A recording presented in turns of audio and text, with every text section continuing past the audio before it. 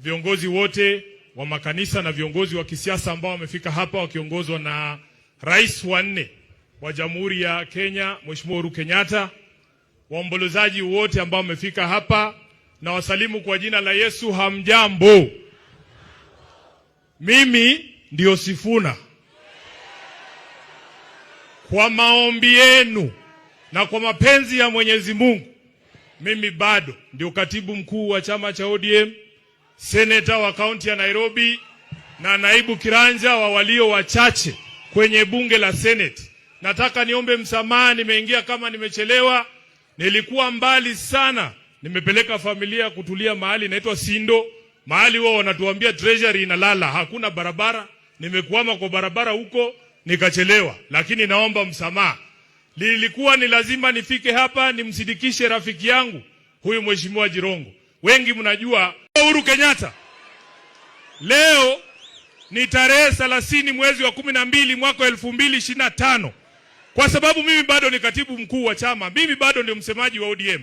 Nataka kwa niaba ya chama cha ODM ni kuombe msamaha kwa matusi ambayo unaelekezewa na baadhi ya viongozi wa ODM ambao wamesahau kazi ambayo ulifanya kumsaidia baba awe rais. Sisi Waluya huwa tunasema mjinga akishiba anachoma siaki, anachoma gala. Wamesahau kazi ambayo ulifanya. Sisi tulikuwepo pale, sisi ni mashahidi wa kazi ambayo ulifanya kumsaidia baba. Ulijitolea kwa hali na mali. Leo hii wanataka kuukata mkono ambao uliwalisha. Kwa niaba ya chama kizima cha ODM, kwa sababu chama kinabeba wenye akili na washenzi, nataka kwa niaba ya wale washenzi niseme pole kwa matusi ambayo unaelekezewa. Na kama hakuna siku, wacha niseme bana, kama hakuna siku Mheshimiwa Uhuru, chama cha ODM kimekuambia asante.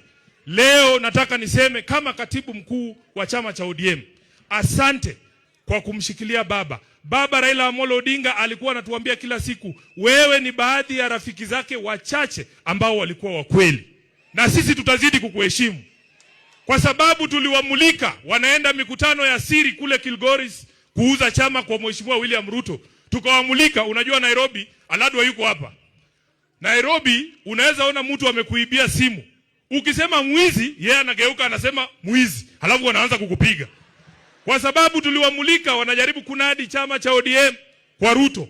Wanakuja wanatuambia sasa ati pia sisi tunataka kukuuzia chama. Mimi mmeniona wapi na Uhuru tukidance kwa podium vile watu wanadance na Ruto kila siku? Tunakutana na wewe saa ngapi kuzungumza haya maneno? Na mimi nataka niseme ODM ni chama cha makabila yote. Hata Waluya wako ndani ya ODM, Wamijikenda wako ndani ya ODM, Wasomali wako ndani ya ODM. Hiyo si chama ya mtu binafsi. Na kwa sababu ni chama cha kitaifa, uamuzi wowote ambao utatolewa lazima utolewe baada ya mazungumzo na kila mtu ambaye anajiita mwana ODM.